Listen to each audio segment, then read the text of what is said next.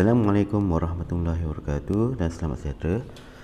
Okey, pada hari ini kita akan pergi kepada bab yang ke-11 iaitu berkaitan dengan transformasi isometri. Okey. Tadi yang lepas kamu dah buat bahagian yang ini, jadi utarakan sedikit bahagian transformasi bahagian awal yang ini. Yang ini pun dah lengkapkan. Okey, jadi kat sini yang penting adalah yang ini, kekongrunen.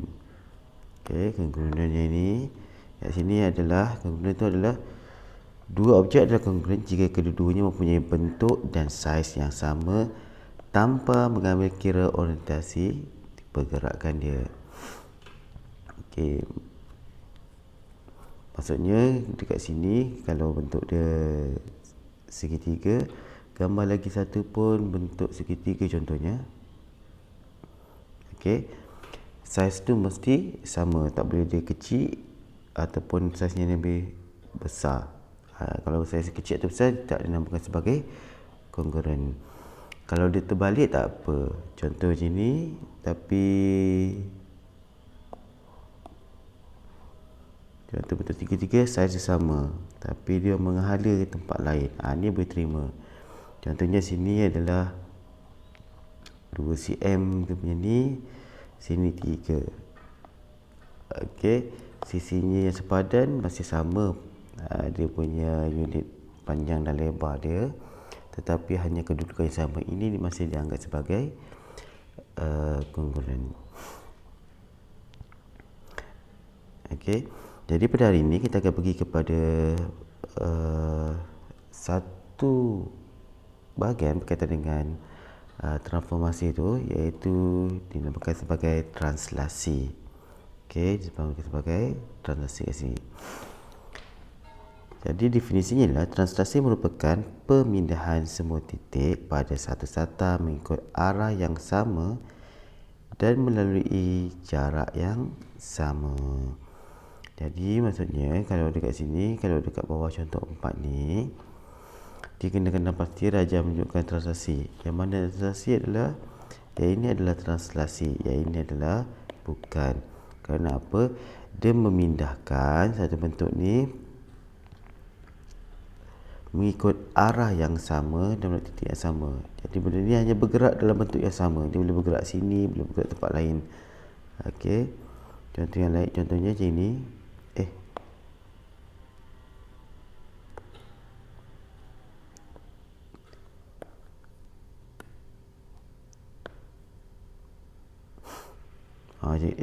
Besar sangat.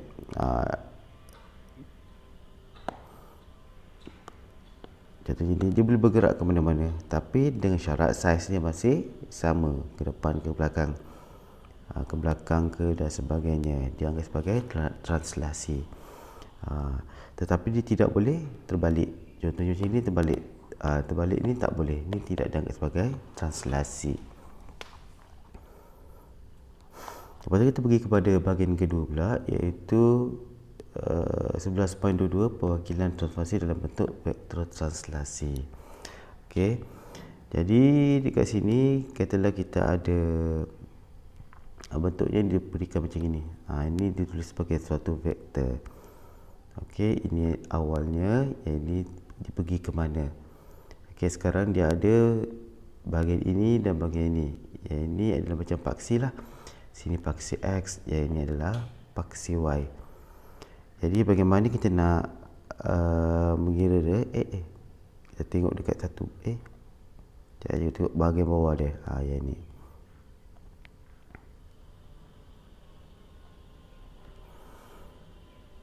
Okey, kalau dekat sini, okey, yang ini dia perihalkan dahulu. Kena lihat dekat sini ni dalam buku teks. Bentuk vektor translasi ditulis sebagai AB. Okey, AB.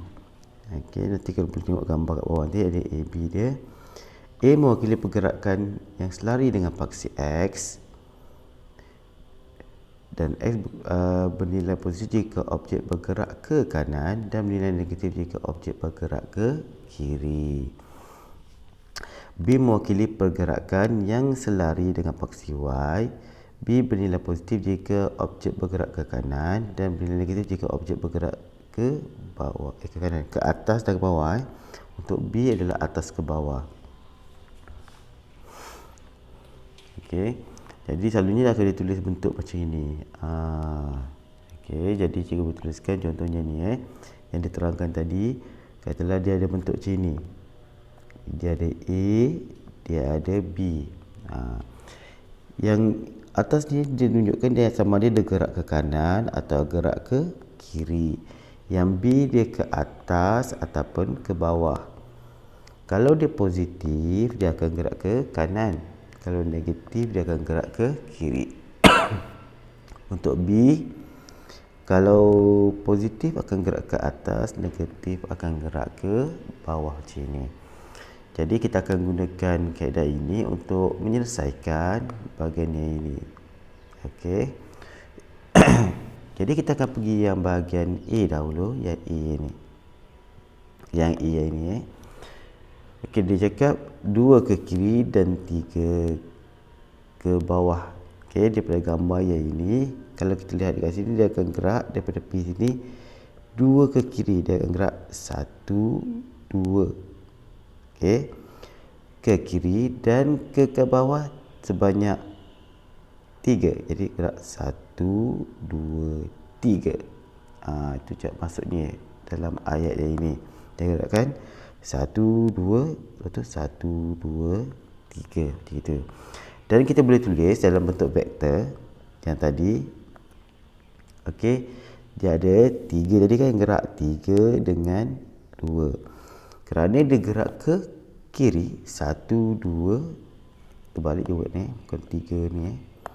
Sini adalah 2 3.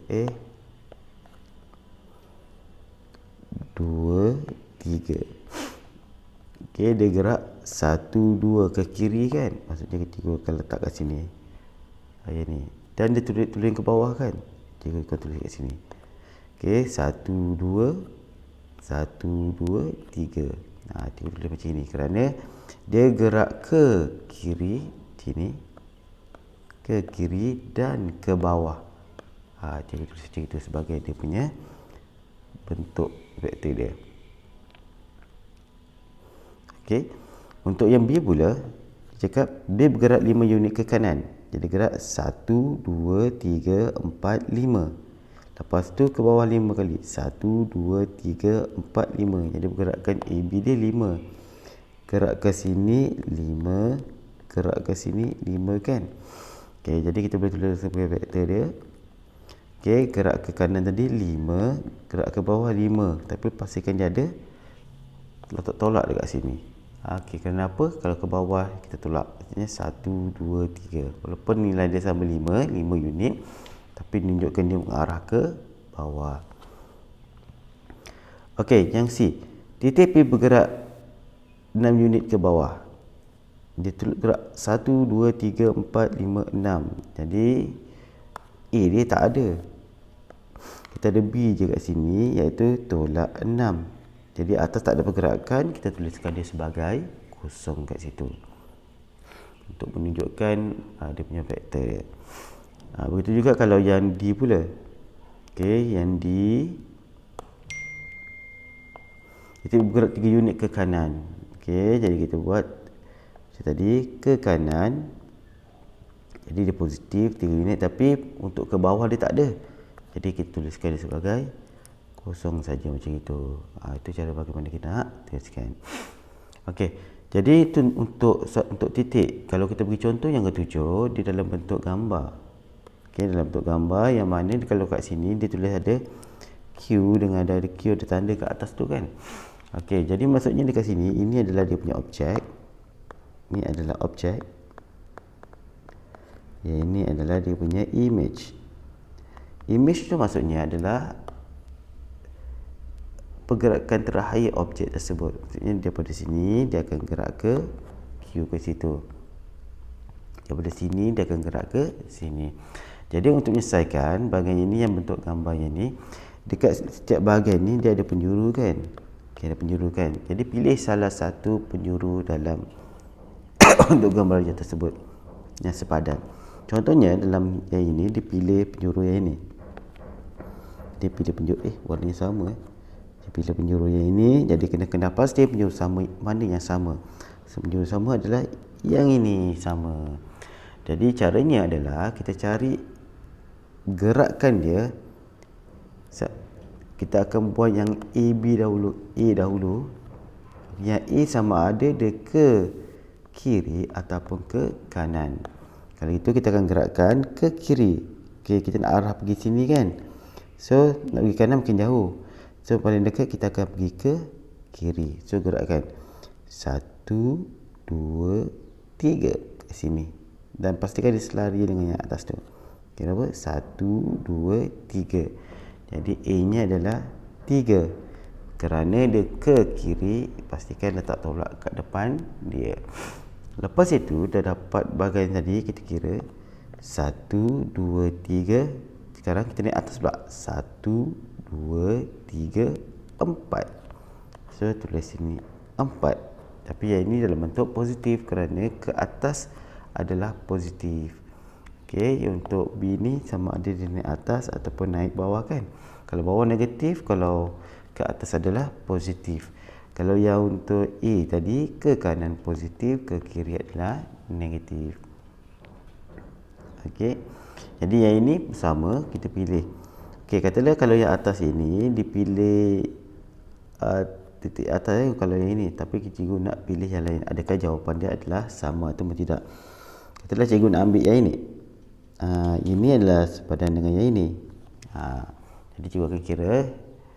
Cikgu buat dulu vektor dia macam ni. Okey, langkah yang pertama kita akan gerakkan dia 1, dia akan terus, dia akan cari dulu kiri kanan dahulu kita cari tepi 1, 2, 3, 4. Okey, 1, 2, 3, 4. So 4. Kerana dia ke kiri, letak tolak kat situ. Okey. Selepas itu dah sampai tadi 1, 2, 3, 4 dah selari dengan dia, kita turun ke bawah pula. 1, 2, 3. So di sini 3, tapi ada tolak kerana dia adalah ke bawah. Jadi kita lihat balik adakah jawapan dia sama ke tak? Sama. Maksudnya mana-mana kita pilih titik tersebut memberikan jawapan yang sama selagi kita ambil yang sepadan. Maksudnya kena ambil ini dengan yang ini. Kalau kamu ambil ini dengan ini, maka jawapannya berbeza. So kena ambil ini dengan yang ini. Yang belakang penjuru ini dengan yang ini. Penjuru yang ini dengan yang ini. Yang penting ambil yang sepadan, akan memberikan jawapan yang sama. Yang lain pun sama cara dia. Okey, jadi seterusnya kita akan pergi kepada menentukan koordinat image apabila koordinat objek diberikan. Okey, yang ini adalah tadi kita cari, sekarang diberikan dia punya koordinat pergerakan tersebut.